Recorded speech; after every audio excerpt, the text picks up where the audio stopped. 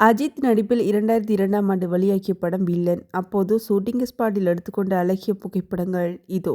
இப்படத்தை இயக்கியவர் கே.எஸ். ரவிக்குமார், கதாநாயகி மீனா, இசை விக்ரசகர். இப்படத்தில் அஜித் இரட்டை வேடத்தில் நடித்திருப்பார். சகோதர அன்பு, குடும்பத்தை பாதுகாக்கும் போராட்டமும் உணர்ச்சியும் கலந்த படமாகும். இப்படம் 100 நாட்களுக்கு மேல் ஓடியது. மொத்த வசூல் 25 இருந்து 30 கோடி வரை வசூல் செய்திருக்கிறது.